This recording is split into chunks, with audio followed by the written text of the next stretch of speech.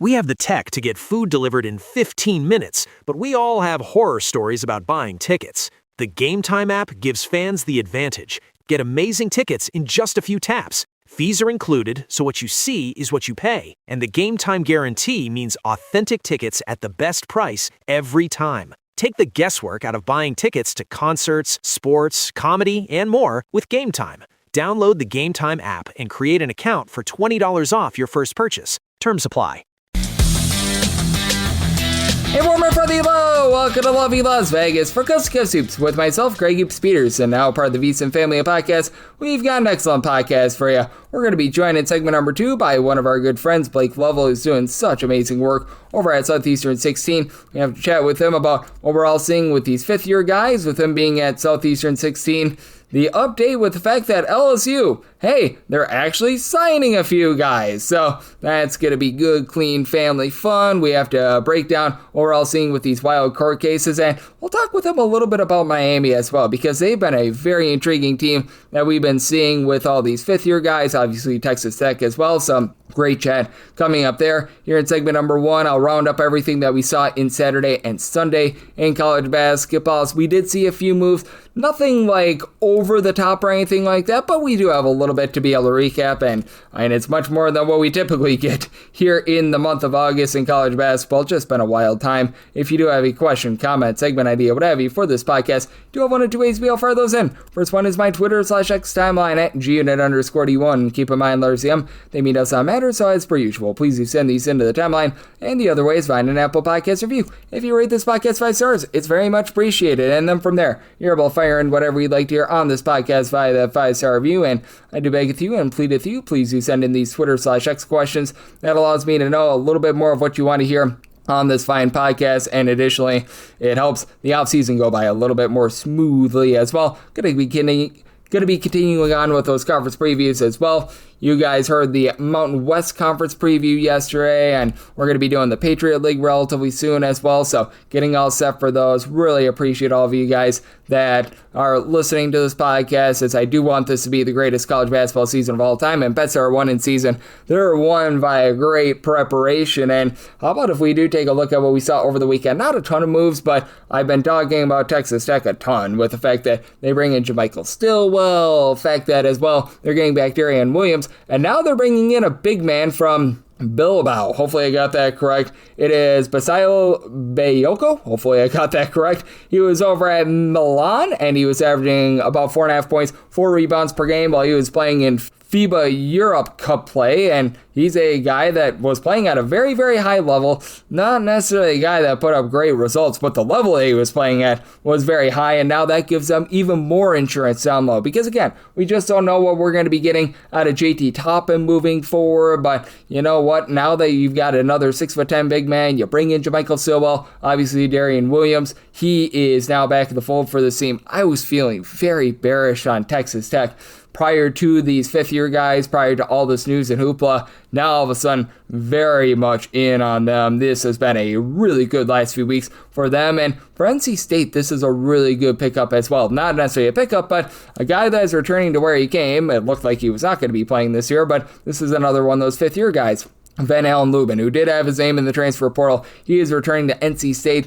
I'm not necessarily the world's most bullish on NC State still. Obviously, you lose Will Wade in the offseason, and for NC State, they're bringing in someone that doesn't have any Division I head coaching experience in Justin Gainey. As far as a head coach, he's been an assistant at many places. He was a part of the NC State program way back in the day as well, so he's obviously got strong roots with the program, so I think that's going to be interesting to see what happens there. He was the associate coach over at Tennessee for the longest of time, but this, I think, is really going to be able to help them just set the tone. Last year for Van Allen Lubin, 13.5 points, 7 boards, only shot 27.5% from 3, 6'8", a little bit of a combo player. 3-point shooting has never really been his forte, but he's going to be able to help out down low. It feels like with Gainey, it seems they're going to be looking to play some tough, rough and tumble defense, and with NC State, that'll be able to help restore a little bit of roar after last year.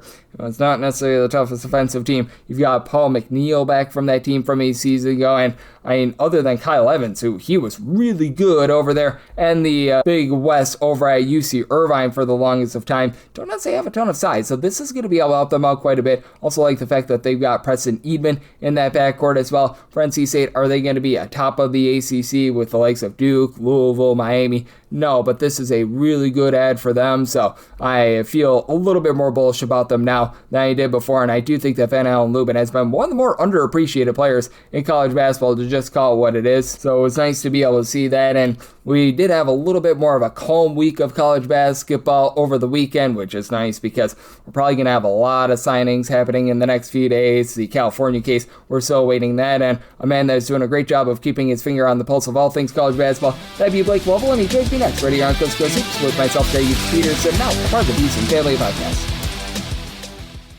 We have the tech to get food delivered in 15 minutes, but we all have horror stories about buying tickets. The Game Time app gives fans the advantage. Get amazing tickets in just a few taps. Fees are included, so what you see is what you pay. And the Game Time guarantee means authentic tickets at the best price every time. Take the guesswork out of buying tickets to concerts, sports, comedy, and more with Game Time.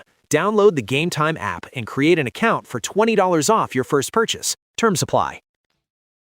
Side edge this college basketball season? Well, VSiN experts use CBB Analytics, the most comprehensive college basketball analytics platform in the world. See injury impact, on and off data, clutch time performance metrics, first versus second half splits, and so much more. Utilize the promo code of VSiN, that is VSIN, to get $30 off and find your betting edge over at cbbanalytics.com. That is cbbanalytics, all one word.com. For anyone that is new to VSiN, well, I wish you a friendly hello. This is an attention to anyone that is new to VSiN because you're able to get some free stuff with our daily newsletter. It's a great way to catch up on everything that's happening in the sports betting world. It's delivered straight to your inbox every single morning. VSiN's newsletter offers picks, data, strategies for the day's betting menu, and so much more. Sign up for free today over at VSiN.com/newsletter. That's VSIN.com/newsletter, and start receiving your free newsletter tomorrow morning. That is VSIN.com/newsletter. Stay ahead of the game and bet smarter with VSiN.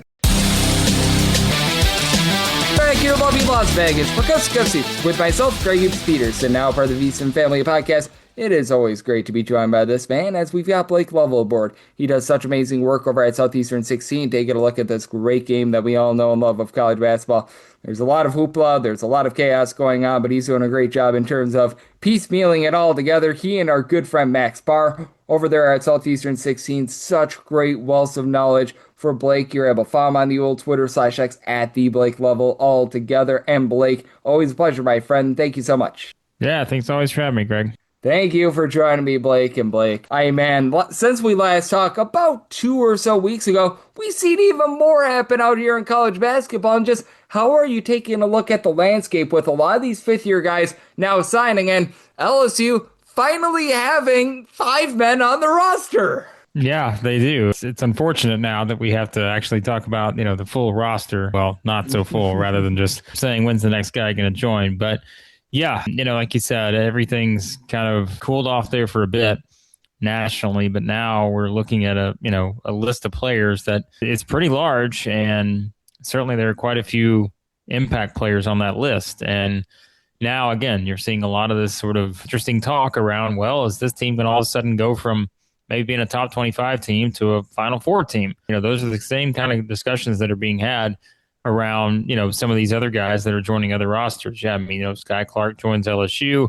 Of course, Mark Mitchell's been a hot topic in terms of whether he returns to Missouri, goes to Kentucky, other somewhere else. Like, these are all just big time moves. Jackson Kohler, a big one out there, and so forth. And so I think, this is kind of where we are now. And it's one of those where it's mid-August and we still don't have clarity on what this is going to look like. And at the same time, if you're trying to make your way too early rankings the way that all of us try to do months before this sometimes, it's just not something you can do. It just kind of can be here's a ranking for today, but we have no idea what these teams are going to look like. And the season is not that far away at this point.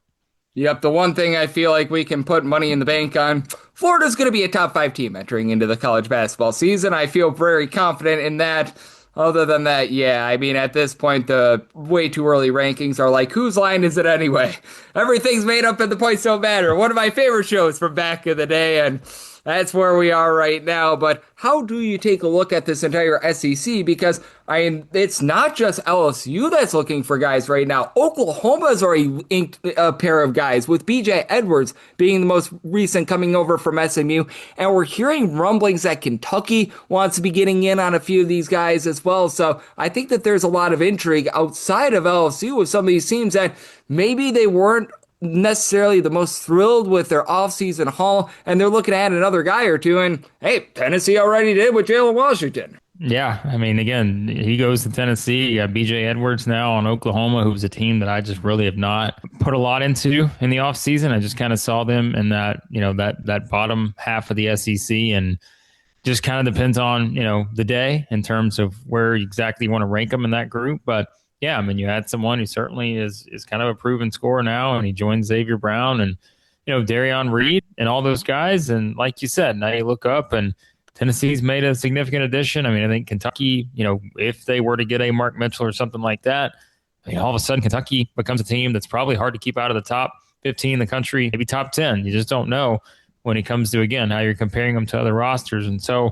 yeah, that's, again, where we are right now. And, LSU still got some more work to do. There's no question about that. But it is something where it's just really hard to still kind of a sense of, in the SEC specifically, like what is the pecking order? We know Florida, as you said, is going to be a top team nationally. They'll be either one or two heading into the season, probably them and Duke or duking it out for that spot. But, elsewhere, I think it's as high as we've been on Texas in the offseason.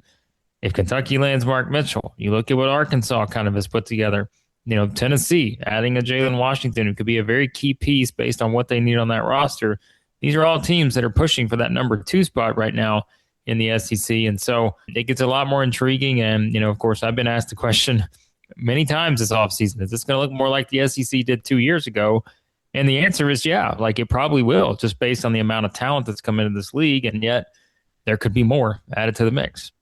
Yeah, I mean, man, it is absolutely wild what we are seeing out here. As Blake Lovell, who does such great work over at Southeastern 16, he's joining me right here on Coast to Coast Hoops. And we mentioned it with Oklahoma in passing. That's a team that we just haven't talked a lot here in the offseason about. And for Oklahoma, I can't say that I'm bullish on them, like now being a top 5 team in the SEC, but all of a sudden, after you lose Nigel Pack, and I felt like they didn't have the world's greatest offseason, I'm starting to be in on them a little bit. You bring back Xavier Brown. I had my question marks with Papa Isaacs, but bringing in BJ Edwards, I think, is a nice fulcrum piece for this team. I have some question marks down low with Connie Roos. How is he going to be able to acclimate himself coming over from Louisville? But all of a sudden, this looks more like the Oklahoma team that we saw 2 years ago, rather than the one that, frankly, disappointed last year. Yeah, and we know it needs to be for Porter Moser. There's no doubt about it. I mean, this is a pivotal year for them. And, remember in the offseason, it seemed, well, towards the end of the year, that it was kind of a done deal. Many people thought that they may, make a swap there. But I guess the new athletic director or whatever, comes out and basically says, we're going to put the resources into basketball. And again, I don't know if that's the case, because I can look at their roster and say, I just don't feel like they're probably paying the amount of money that a lot of these top tier teams in the SEC are. When you do kind of look at the overall makeup of it, though, they have a pretty good roster. Like you said, I mean, Xavier Brown, to me, someone who just kind of gets lost in the shuffle, because there are a lot of just top tier star players in the SEC. But I mean, he is a guy that, if all things go according to plan, he may be a second team SEC all type guy this season. And yeah, I mean, certainly you've got the scoring ability with Edwards and Pop Isaacs and, Darion Reed.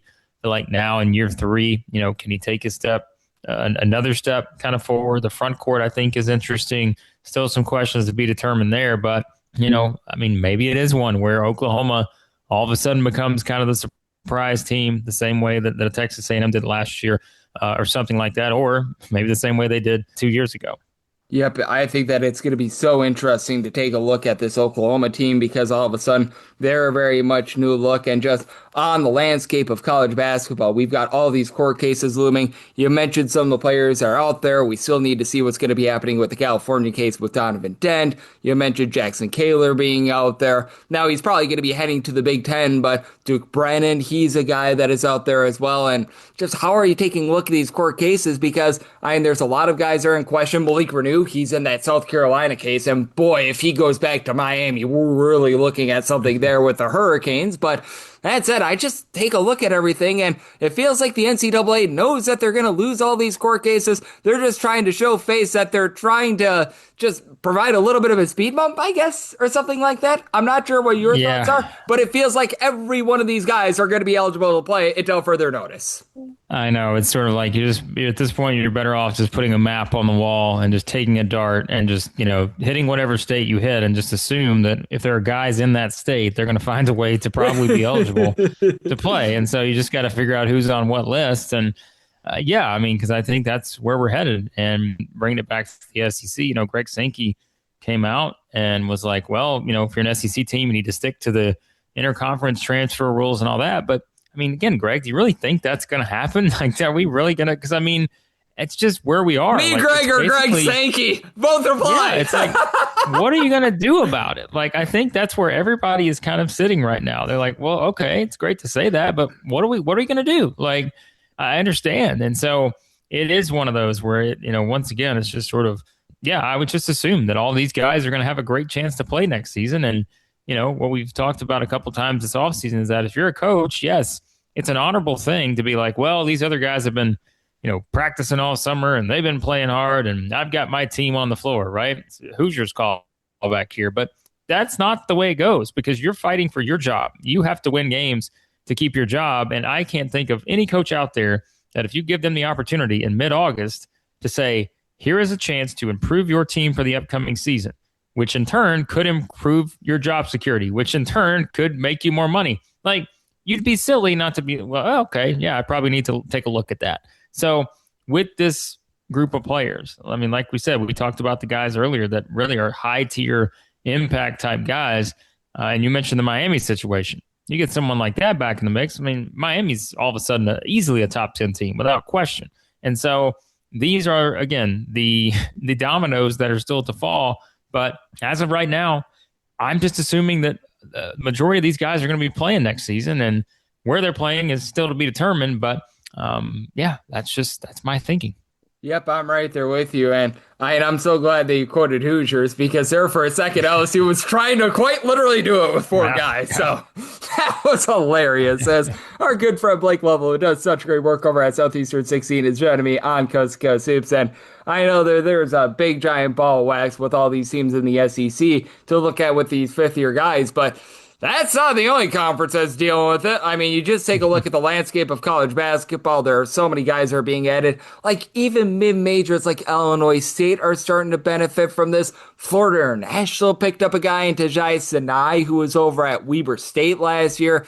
Out of all the things that we've been seeing here in the offseason, which team or two do you think has benefited the most from these fifth-year guys? Because my obvious answer right now is Texas Tech. Yeah, I mean, that's one for sure, right? Because, I mean, we were even talking this summer, when we were kind of looking beyond the SEC on some of our stuff, and you started to see non-conference schedules come together and all that sort of thing, and we're looking elsewhere. Because, again, the question is, can the SEC sort of dominate the way it did a couple years ago? And my point was like, well, look at the state of kind of the Big 12 right now, where obviously you have Arizona coming off of a year like last year where it's probably going to be hard to replicate that. BYU obviously becomes a lot more intriguing in terms of maybe still guys to land there. Houston feels like, there's still some guys that maybe have to prove themselves a little more. But of course, they hope they're going to add a Kendall Weaver to the mix there from Texas. So it's like all of a sudden they're getting guys added to the mix. And then, like you said, Texas Tech, there's no question. Because you were, again, looking at this team being like, wait a second, is this Texas Tech we're talking about? Like,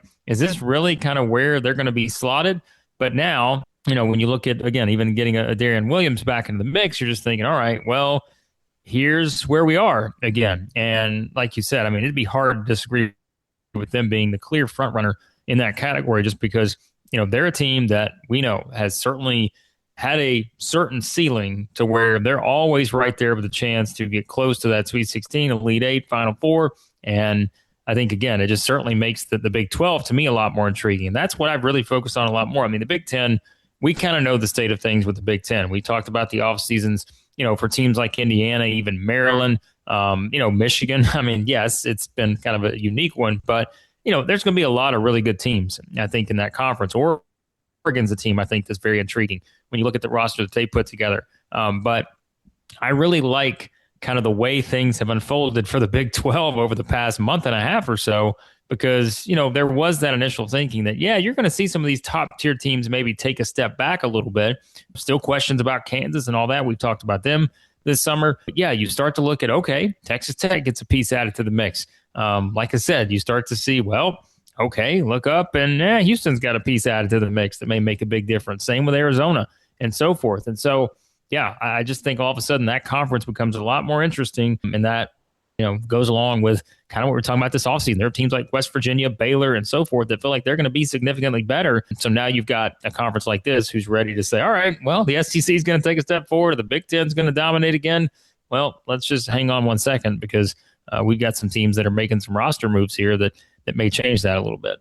Oh, no question about it. I do think that it is very much of intrigue. And then obviously we've got these guys like Donovan Dent and company that are out there. And I think that you mentioned some very big teams. And what do we make right now of Miami? Because they've been a team that's made a lot of late moves. And it feels like if Malik Reneau is able to play, he'd probably head back to Miami. And that's a team that I think not only should we be talking about them being like in the top 3 of the ACC, I think that's a team that might sneakily be like a top 8, maybe even a top 5 team going into the preseason. I feel like that's a team that a lot of people are sleeping on right now that has had an incredible offseason. Yeah, this summer, I think it's probably, maybe been 2 months ago or something, but we looked at kind of the way too early, top 25s and all that from ESPN and so forth. And I think Miami, for a lot of people, was in that, I don't know, maybe 20 to 25 type range. And I said, it would be really hard for me to keep Miami out of the top 15.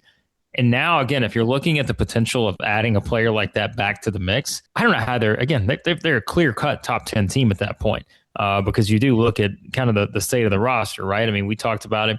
Go back to last year, obviously got to see a lot of Santos Cyril at Georgia. I think he's kind of that type of mold of player that they really are going to need. They got Robert Miller, of course, too, added to the mix in terms of the SEC guys.